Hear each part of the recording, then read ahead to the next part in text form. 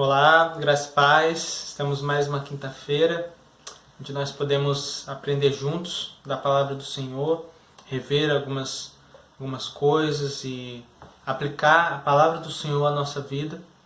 E espero que você esteja bem, que a sua família esteja bem. E nós vamos estar dando prosseguimento à carta de 1 Tessalonicenses, capítulo 4, versículo do 1 ao 12, só que nós vamos ler alguns versículos específicos apenas. Se você puder deixar a sua Bíblia aberta, nós vamos estar explorando esse texto. Lembrando que o pastor Paulo ele traz o sermão domingo sobre esse texto e nós trazemos uma reflexão em cima desse sermão, desse texto que foi pregado. Então, se você não assistiu ainda o vídeo que o pastor postou domingo, aconselho que você vá assistir antes de assistir esse daqui. Tá bom? Então vamos estar juntos nesse momento. Eu creio que o Senhor pode falar muito ao seu coração, assim como falou ao meu. Vamos orar? Paizinho, muito obrigado por esse momento, obrigado por esse dia, obrigado por tudo, Senhor. Obrigado, Pai, porque nós podemos, nesses últimos dias, estar votando, Senhor, expressando o nosso desejo, Senhor, em voto. Nós sabemos que talvez nem sempre é como a gente quer, Senhor, mas ainda assim nós somos cidadãos daqui e devemos exercer essa nossa cidadania, Senhor, mas sabendo que Tu és o nosso governador, Tu és aquele que governa o universo, governa as nossas vidas, mas ainda assim nós somos chamados a orar por essas pessoas, pelos governantes, para que eles possam governar em favor do povo, Senhor, com justiça, com equidade, Senhor, e que o Senhor possa estar dando sabedoria a eles, Senhor, em nome de Jesus. Abençoe, Pai, essa mensagem, essa palavra, que vem falar ao nosso coração e que nos faça, Senhor, crescer cada vez mais em direção a Ti. É isso que eu peço e agradeço em nome de Jesus. Amém. Irmãos, todo pai e mãe, naturalmente, ele espera que seus filhos cresçam e se desenvolvam cada vez mais.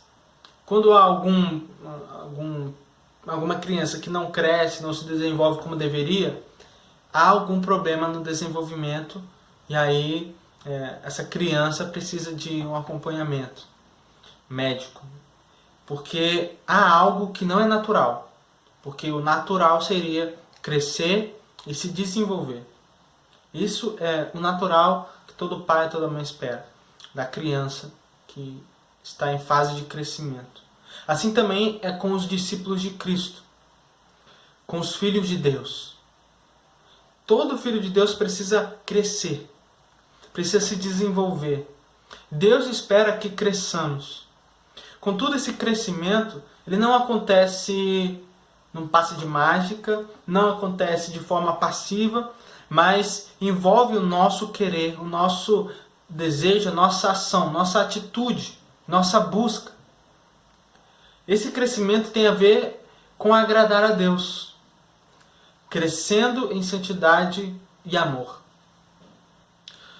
E é isso que o apóstolo Paulo instrui os irmãos de Tessalônica, que é a igreja que nós estamos conhecendo através dessa carta.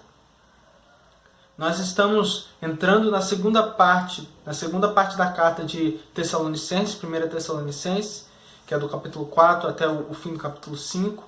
E essa segunda parte, é dedicada à instrução dos irmãos. É como se o apóstolo Paulo estivesse orientando aquela igreja pelo tempo que ele não pôde estar com eles pessoalmente, presencial. Então ele escreve essa carta trazendo algumas instruções que ele traria se pudesse estar pessoalmente. Mas como ele não podia, ele escreveu essa carta. E essa instrução tem relação a encorajar esses irmãos a crescer na fé que eles já demonstraram ter. Avançarem e crescerem nessa fé. A gente viu que do capítulo 1 até o final do capítulo 3 foi Paulo lembrando eles do relacionamento deles com o Paulo e os seus companheiros, o relacionamento daquela igreja com os missionários. Como foi que aquela igreja recebeu os missionários, recebeu a palavra de Deus, como foi o comportamento dessa igreja após ter recebido o Evangelho, né, a transformação que foi, e ele sempre lembrando e pontuando em cima disso. E depois ele faz uma oração para que cada vez mais cresça o amor e eles cresçam em santidade. E aí entra o capítulo 4, que ele fala sobre a santidade e sobre o amor, sobre crescer cada vez mais nessas coisas. E parece haver um sinergismo quando o assunto é santidade. De um lado é uma ação de Deus e do outro é uma ação do homem, uma busca do homem. Depende de uma disposição do cristão em buscá-la. E é com isso que o apóstolo Paulo está preocupado, porque essa carta também ela está sendo enviada a uma igreja que está com pressões para abandonar a fé. E a gente vê que nesse trecho nós vemos que não é somente a hostilidade que aqueles irmãos estavam sofrendo, todo o sofrimento, toda a perseguição dos seus conterrâneos que estava ameaçando ruir a sua fé, mas o pecado é a grande ameaça. O pecado ameaçava esses irmãos a abandonarem a fé. Da mesma forma que o pecado ameaça a nossa fé. O pecado, ele tem o propósito de nos levar à incredulidade, por menor que seja esse pecado. Cada pecado é um ato de incredulidade e nos leva cada vez mais a nos distanciarmos do Senhor. E com isso o apóstolo Paulo estava preocupado. Por isso ele diz, olha, cresçam cada vez mais nisso, vivam cada vez mais de forma a agradar a Deus. Vamos ver o que o apóstolo Paulo tem a dizer sobre isso, tendo isso em mente. Vamos ler no capítulo 4, versículo 1. Quanto ao mais, irmãos, já o instruímos acerca de como viver a fim de agradar a Deus. E de fato, assim vocês estão procedendo. Agora pedimos e exortamos a vocês, no Senhor Jesus, que cresçam nisso cada vez mais. Pois conhecem os mandamentos que demos a vocês pela autoridade do Senhor Jesus. Pela autoridade do Senhor Jesus. Viva para agradar a Deus. Porque para nos afastar de Deus, basta parar de buscá-lo. Por isso que o apóstolo Paulo está dizendo, olha, continue vivendo a agradar a Deus. Continue vivendo, buscando ao Senhor. Em santidade, em amor e em agradar ao Senhor. E nesse texto a gente vai ver dois movimentos que devemos ter para uma vida que agrada a Deus. E uma vida que agrada a Deus, que agrada ao Senhor, ela está se movendo na santidade. Uma vida que agrada ao Senhor se move em santidade. Cresce em santidade. Se desenvolve em santidade. Versículo 3, a gente vai ler, a vontade de Deus é que vocês sejam santificados. Abstenham-se da imoralidade sexual. E aí ele começa a falar sobre o comportamento santo que devemos ter. No versículo 7, ele diz, porque Deus não nos chamou para a impureza, mas para a santidade. Então, uma vida que agrada ao Senhor se move em santidade. Porque a vida com Deus, ela é dinâmica. Nossa fé é dinâmica. Ela precisa estar sempre crescendo e se desenvolvendo. Quando Deus nos dá fé, não é como se Ele depositasse um dinheiro na nossa conta e a gente deixasse ali, pronto, agora está ali para sempre e pronto, está guardado lá, não preciso mais mexer naquilo. Não, mas a fé, a verdadeira fé, a analogia da fé, ela é um novo nascimento, como Jesus diz. Nós somos uma nova criatura à medida que nós cremos no Senhor. É uma metamorfose no jeito de se viver. A lagarta vivia rastejando, mas agora bate asas e voa. Depois que você tem um encontro com Jesus, você não mais vive rastejando na sua antiga maneira de viver, não vive mais rastejando sob o domínio do pecado, nas imundícias do pecado, mas agora você voa em direção ao Senhor. Você bate asas em direção à vontade do Senhor. Sem Cristo, É impossível agradarmos a Deus, mas com Ele nós podemos. Quando Cristo entra na nossa vida, nós podemos bater asas e voar. Podemos agradar ao Senhor naquilo que fazemos. E a dinâmica da fé, ela se mostra na santidade, que é a obra contínua de Deus, pela qual Ele vai transformando o crente à imagem de Cristo.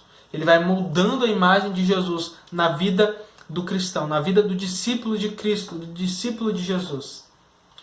A santificação é a consagração, a separação para Deus e a purificação do pecado. Então, ser santo é ser separado para Deus, é ser consagrado para o Senhor, Deus fala que nós somos o tesouro particular dele, é ser separado para o Senhor, viver para o Senhor e se purificar do pecado. Somos a obra de arte do Senhor. E Ele está decidido a pintar a imagem de Cristo em nós, ou seja, nos aperfeiçoar em Cristo.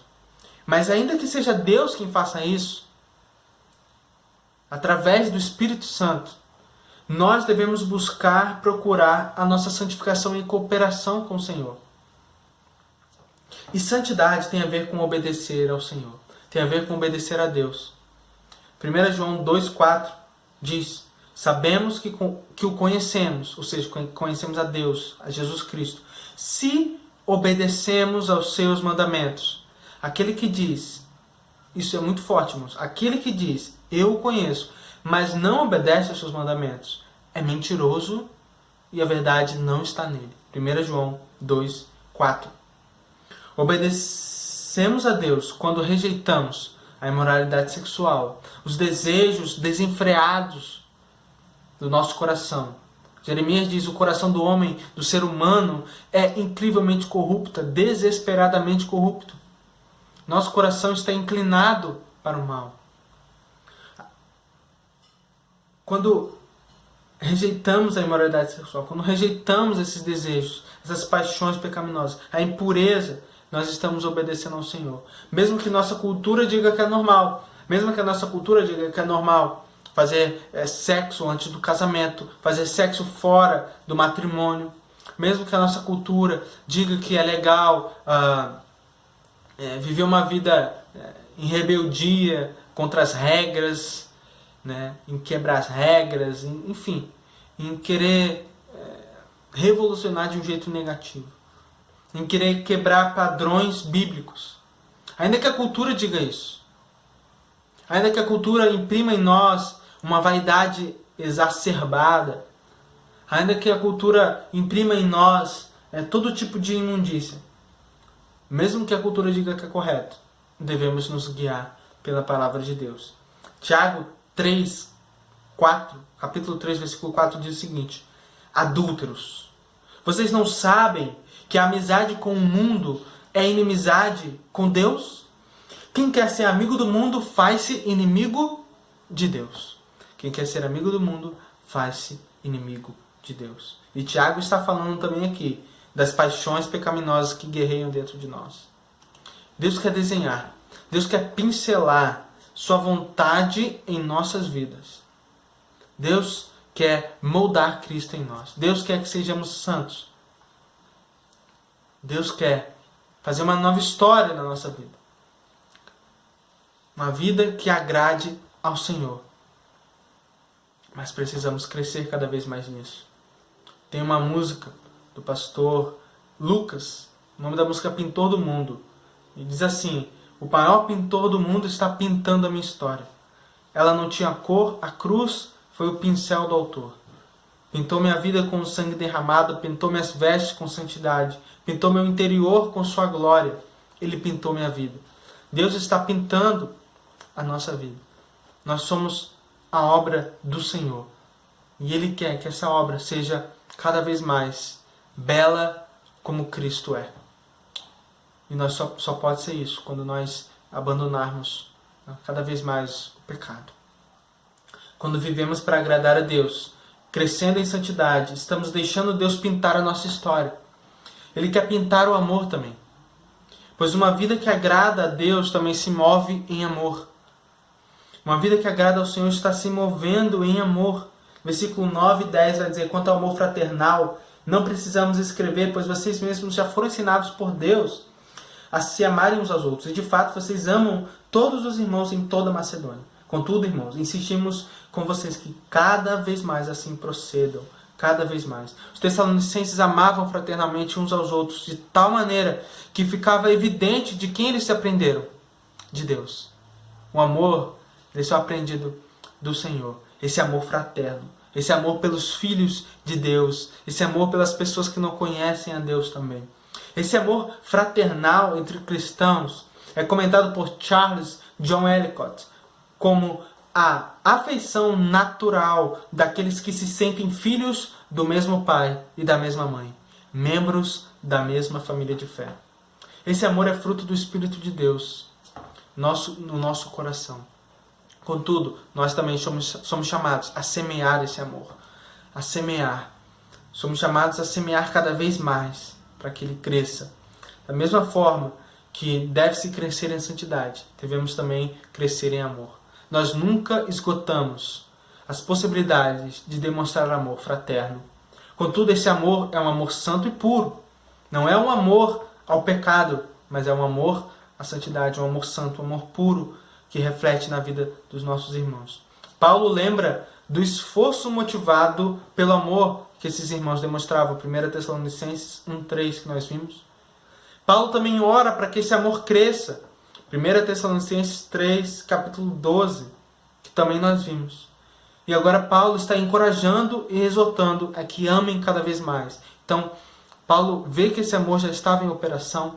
Paulo ora para que cada vez mais esse amor cresça. E agora incentiva eles a que tomarem as atitudes para que esse amor cada vez mais cresça. E esse crescimento em amor fraterno é vivido em comunidade, em comunhão, em unidade. Pois sem o corpo de Cristo, que é a igreja, não podemos cumprir esse amor.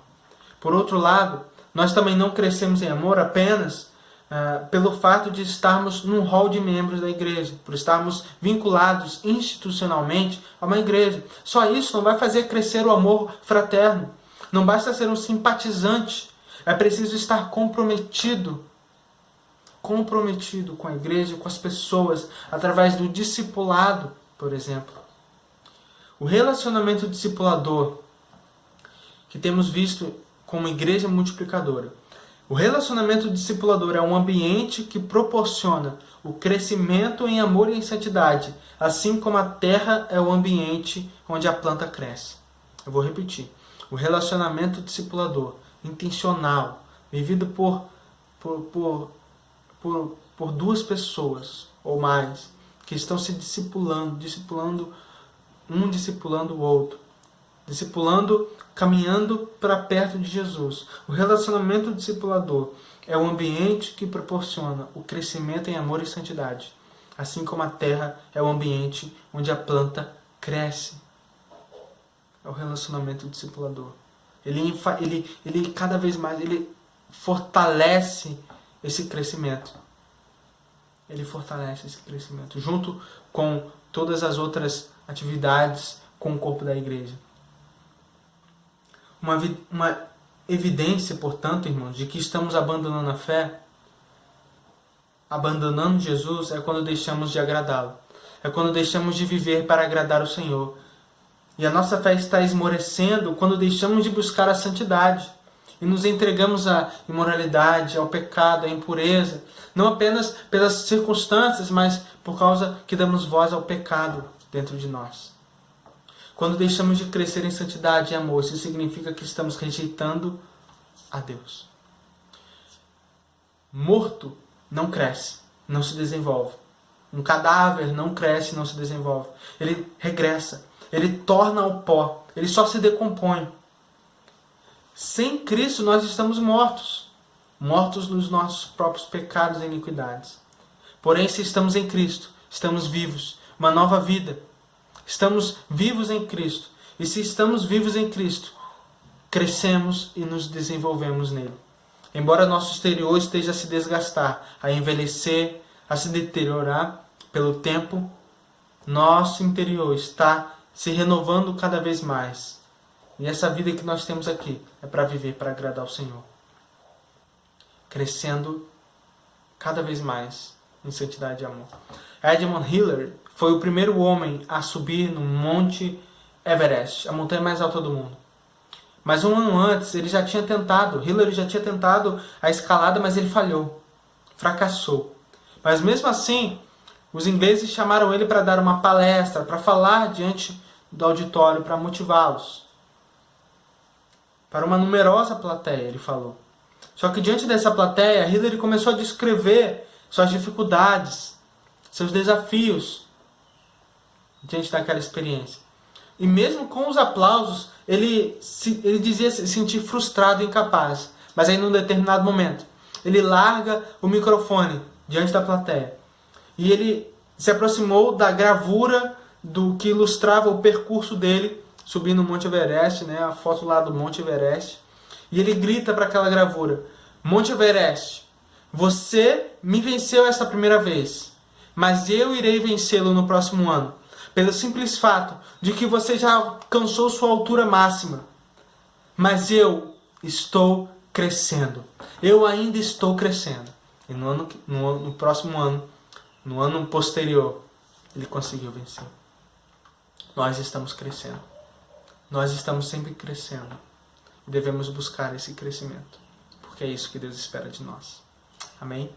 Que Deus abençoe a sua vida. Posso orar mais uma vez? Senhor, muito obrigado pela sua palavra. Nos ajude, Senhor, a crescer cada vez mais em santidade, em amor. Cada vez mais viver para te agradar, Senhor.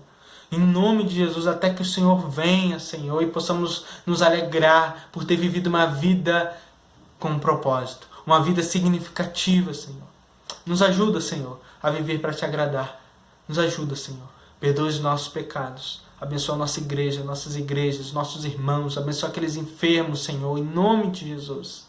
Abençoa os governantes, Senhor, que agora foram eleitos, Senhor. Tem misericórdia, Senhor, das nossas cidades, do nosso Brasil e do mundo. Que a tua graça possa ser manifesta e que muitos venham conhecer-te e entregar a sua vida a ti. Nos usa para isso, em nome de Jesus. Amém. Deus abençoe e até a próxima.